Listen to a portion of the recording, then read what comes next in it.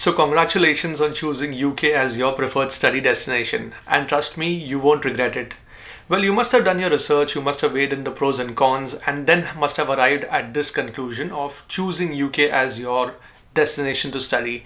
And at this point in time, you may have multiple questions running through your head. Questions like, where do I start? What's next? And how does this whole process unfold? Well, stay tuned till the end of the video and find out more about it.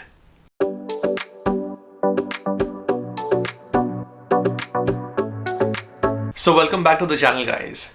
So you must have known that Esther wanted to pursue her masters abroad from quite a while, and around the end of last year, we felt that the time was right to make this move.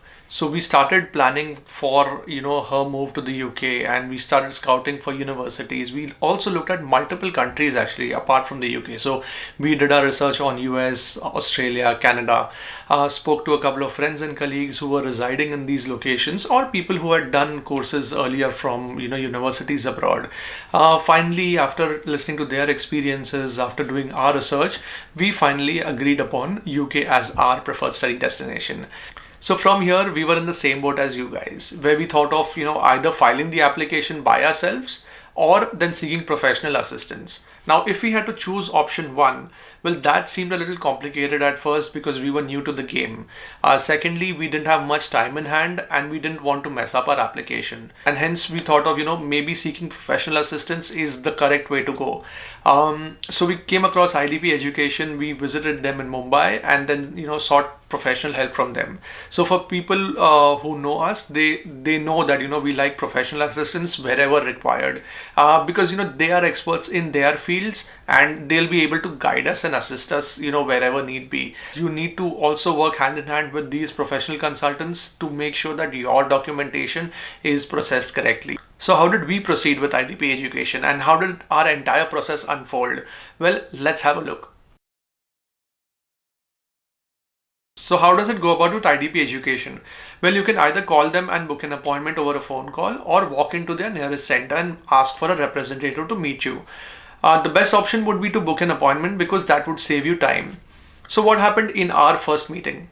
Well, Esther took them through her education qualification, through her professional experience and the course that she was looking at in the UK.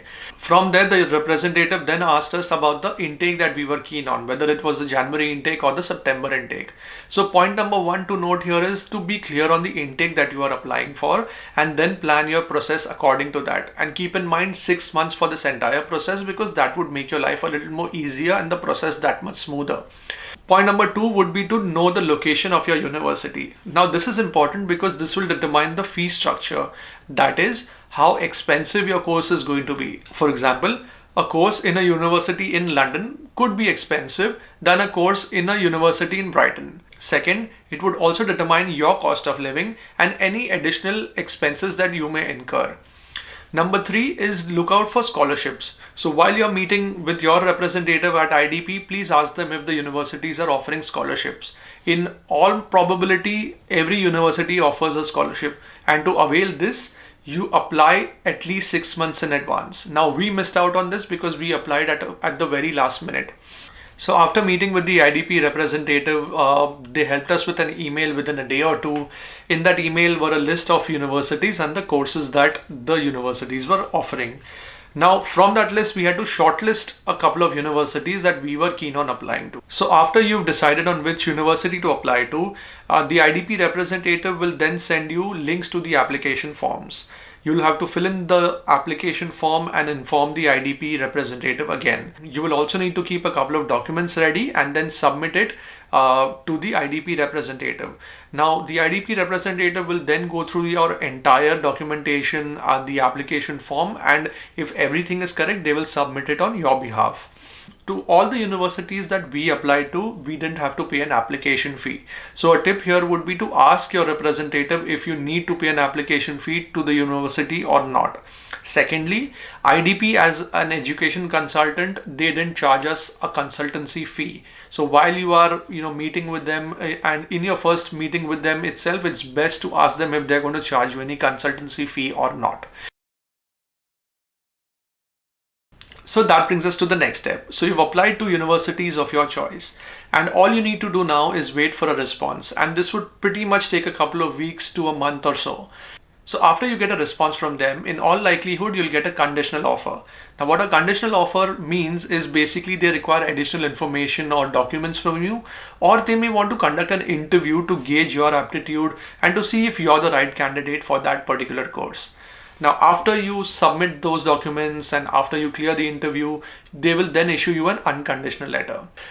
So after you receive an unconditional letter, you'll receive a CAS letter from them. And if you watched our previous video, a CAS letter is basically confirmation of acceptance for studies. So this is pretty much, a 100% confirmation that you've got through the university. So you take the CAS letter, from here on, you book an appointment at VFS and then, submit your visa application. So that was our process in a nutshell.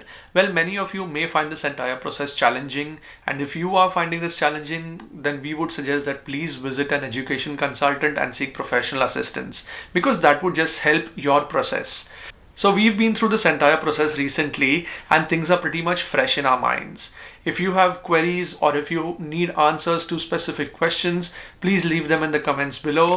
If you found this video helpful, please give it a thumbs up and please do subscribe to our channel. Until next time, see ya.